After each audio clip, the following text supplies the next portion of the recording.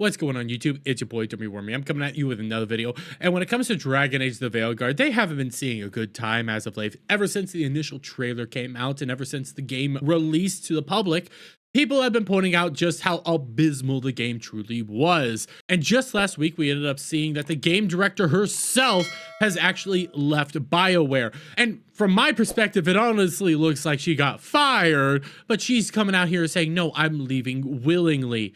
Well, since then, we've had some more confirmations about how low this game got. We come over here. EA confirms Dragon Age the Veilguard missed sales expectation by nearly 50%. And when we scroll down here and read some of this stuff, it is a fundamental condemnation right now.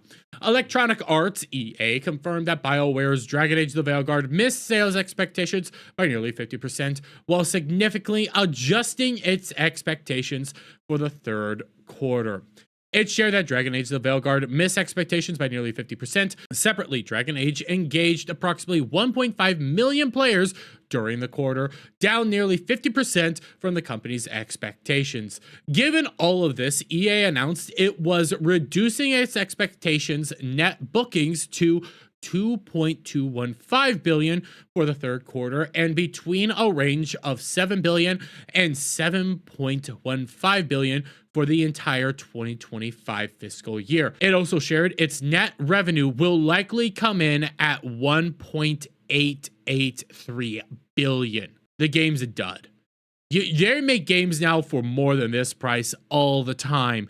They make games constantly that are super expensive, have bloated budgets, and well, this is just proof that this game was a flop of monumental proportions. And let's not forget why it was, because even super progressive outlets like The Gamer and an author that is super hyper progressive like Tessa Carr are even coming out here admitting Dragon Age the Veilguard is that friend that's too woke. Even they have to admit it was too woke of a game. It was a fundamental condemnation of the past 10 years of what we've been living under. And since then, we've even got even more condemnation of this game.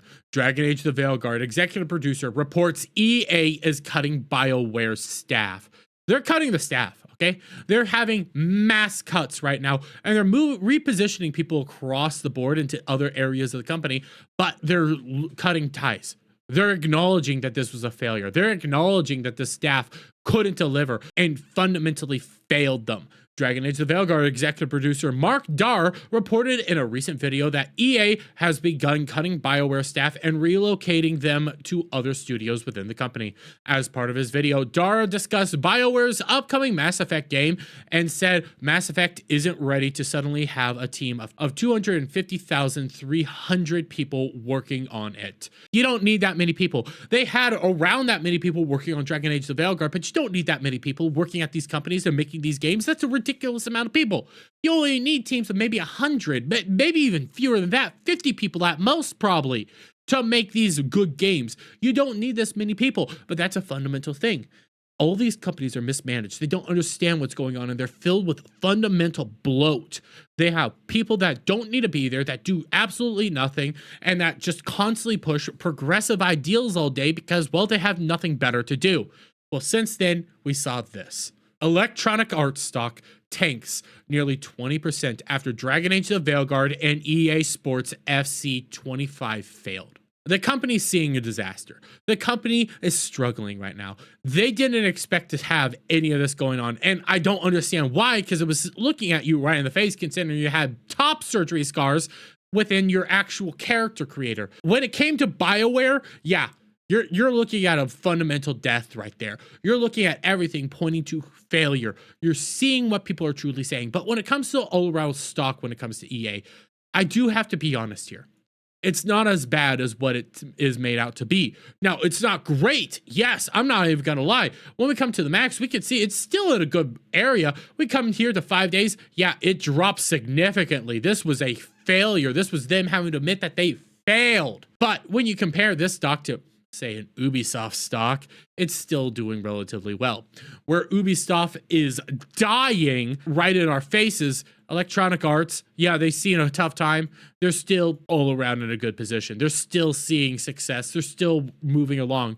But if you get another Dragon Age: The Veilguard, if you get another game like that, if Mass Effect, the next Mass Effect game is just like Dragon Age and just pushes more of this progressive stuff, and even these woke outlets have to come out here and admit that it was too woke, yeah, you're gonna quickly see BioWare could be on its way out. I don't know what's gonna happen in the meantime. I don't know where everything's gonna be going.